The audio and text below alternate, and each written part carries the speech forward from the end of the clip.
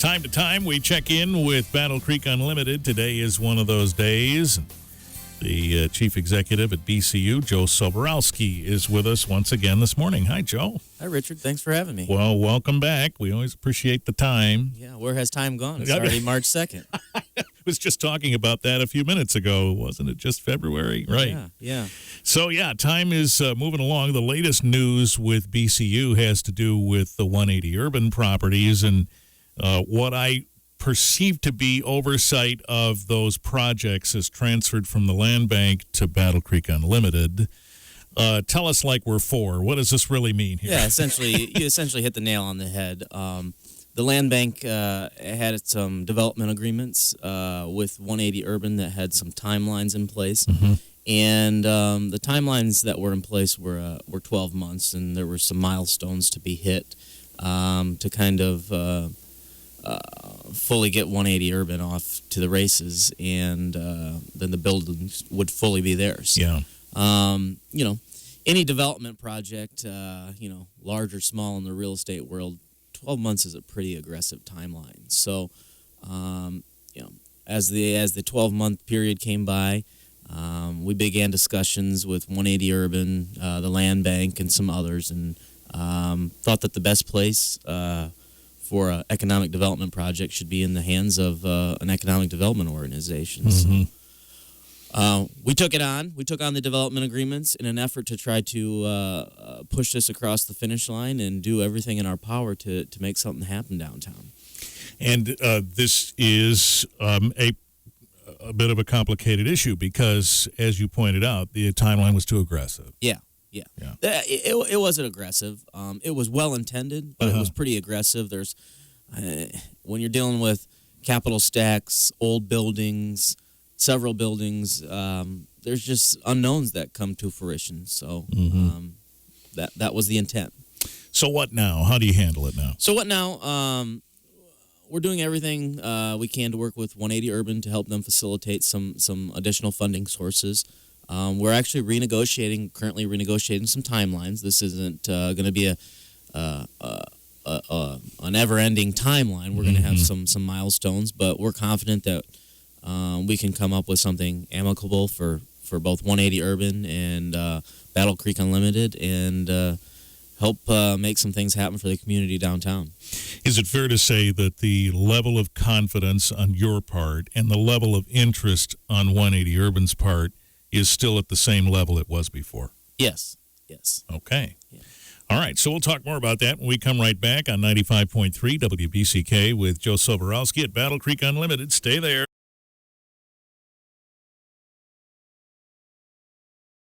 95.3 WBCK, Joe Sobieralski with us from Battle Creek Unlimited. So you've got this 180 Urban jurisdiction now that BCU did not have few weeks ago. Yeah. How does this fit into the big picture of goals that you have now?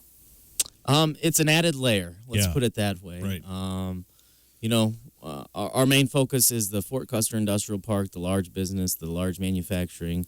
But at the same time, we manage the direct investment fund, which has kept us downtown, has kept our presence downtown with having loans out, and it's a natural place for folks to come ask for loans for certain real estate projects as well. So I don't think it's anything too foreign from our responsibilities, but it adds an extra layer. Right. Yeah, and the current climate in Battle Creek, some of the closings and along those lines with the bricks and mortar stores, it was our way to really help push and try to make something happen. Well, and you anticipate where I'm going here because right now the pressure is on, I presume, because we've heard about job exits. Yep. We've heard about closings of retailers and other things, all while you're still trying to turn some of these announcements in another way. These things are adding on top of that. This turns up the pressure, doesn't it? It does. There's a lot going on. I will point out though that some of the bricks and mortar things, while on the surface may seem like we have some influence over, it's going on nationwide. Yep. It maybe hits a little bit harder in Battle Creek because of some of our other announcements and that we're a smaller community. But the retail sector's not really our wheelhouse. Battle Creek Unlimited was created to market and develop the fort, and that's thriving. So maybe we can take some of what we've learned out there and with resources and deploy those types of strategies in other sectors. Yeah, I think your point is well taken. Macy's doesn't suddenly look at Battle Creek and say, "Okay, that does it. We're out of here. We'll close a bunch of stores." That it's not that way. So that point is well intended. Let's go back a second and remind folks, what is Battle Creek Unlimited's agreement with the city right now? Right now, our agreement is through the Battle Creek TIFA, which is a component unit of the city of Battle Creek. We have a contract with the TIFA to market economic development and attraction of the Fort Custer Industrial Park. That is our agreement. Okay. So how long is that agreement in effect? That is in effect for the life of the TIFA, which the TIFA has a sunset date. I believe it's 2023. Okay. And you get to that point, probably gets renewed, Okay. Yeah, that's a possibility. So, you've been in place now without the interim title for a while. You're holding it's 4 on months. your shoulders, 4 months. When do you say, okay, I got to get an announcement out here? We got to have something that counters some of the negative stuff we've heard. Well, I know that's whether you're 4 months in or you're 6 years in, that's always the goal, is to work on bringing something new to Battle Creek. And you're spot on. I mean, I think about it every day. I'm sure you do. I think the citizens of this community think about it every day. It's a great community. We've got some great assets, and we're doing everything in our power to get ourselves prepared to make ourselves the easy decision. We're getting sites prepared, and we're working and getting the airport prepared. Those things take time. So we're being pretty aggressive on that front. Right. When you were here, we talked about the pad-ready spots at the fort. How's that going? It's going. There's some timbering going on right now. The second phase of that bid will probably go out in late April to the 1st of May. Then you'll see some earth beginning to be moved, and we've really pushed that timeline.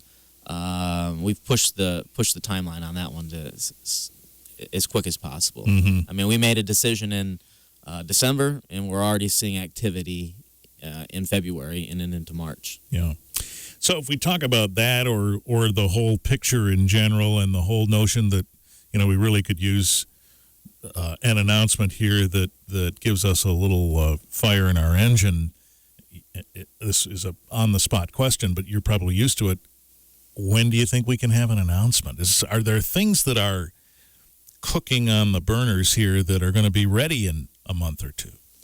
I am always cautiously optimistic. Yeah. I would say a month or two is pretty aggressive for the industrial economic development, but there are companies out there contemplating some things, and I just heard the spot before talk about the market and how it roared yesterday. Right. We saw a little bit of lull in activity. We saw a little pickup after the election, and then the holidays hit, and between about the first of the year and to about now, it was kind of a lull, but you're starting to see that activity pick up again. So I think some of the messaging coming out of Washington as far as regulations favorable to business are exciting people. Yeah, it's interesting because a lot of sectors say, oh boy, the first quarter is a dead zone, or it's when it's super quiet. Can you say that about economic development? Yeah, economic development, you can track. I've been in the industry for 5-6 years, and you can track it back every year. You can see the ups and downs. It's wait, and then it's hurry, and then it's wait. Right. Those types of things. Yeah, well, it's interesting, and I realize it's true, Battle Creek Unlimited is not retail, but, for example, an announcement that Qdoba's coming to Battle Creek.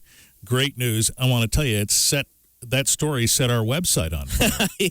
People see that, and they click on that stuff. It's like we're just waiting. Yeah. No pressure, Joe. We're just waiting for announcements like this to pop, and then gives us some confidence. And I'll tell you something. I was talking with a couple of business leaders recently, and one of them said, when Kellogg says 150 or 200 jobs out here, the first thing that goes through their mind is there goes the ripple effect that affects them. The things that fuel their business, then we presume, are not going to sell as well because you're losing those opportunities.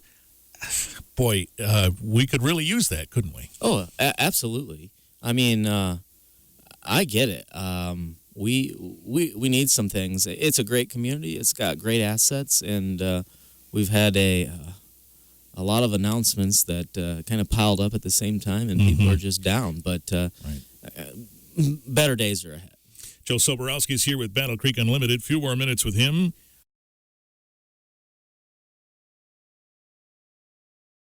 Joe Sobieralski with us for a few more minutes from Battle Creek Unlimited. So we have heard a lot of great things about Battle Creek and the potential for this missile defense system here.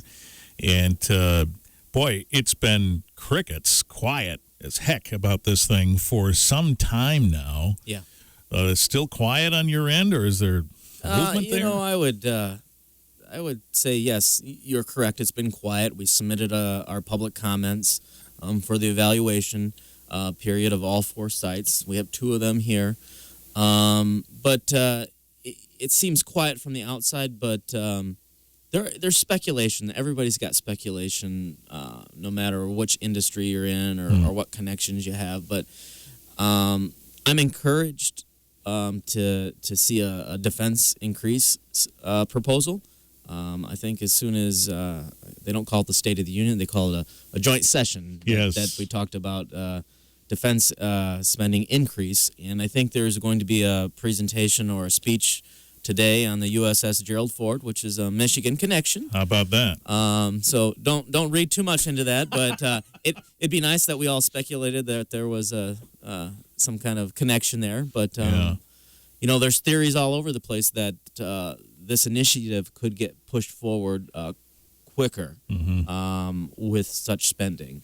So yeah, even if you just zoom out, and look at the big picture that we now have a president who says you got to increase defense spending, does that just in general bode well for Battle Creek? I think it does. We have a huge military presence here in Battle Creek, so yes, it does. Okay. You know, they get Selfridge is in the running for the F-35s, and if they get F-35s, that complements what we do here, and it's all good stuff. So when we talk about missile defense for Battle Creek, does Battle Creek Unlimited sit back and wait for noise in that area, or are you ringing that doorbell? Hey, how's it going over there? We have people ringing the doorbell for us. Good. All right. In Washington and here locally. So. Okay. I'd also maybe speculate or throw this out there that you know, some of the other sites, we've got a president that's a real estate developer. Yeah. Real estate developers take the path of least resistance. And if you look at Battle Creek sites compared to some of the other sites across the country, there's a state highway that needs to be moved in one site. There's several buildings that need to be moved in another site.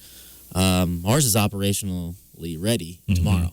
Okay, which makes it most attractive. Now, by the same token, does a real estate developer president involve himself in minutia like this? I guess that's the question that we're all trying to figure out with this presidency, and he very well could, but we don't know that yet. All right. Well, we'll stay in touch, and always happy to see you. Yeah. Thanks for having me. Joe Sobieralski, Battle Creek Unlimited, 95.3 WBCK.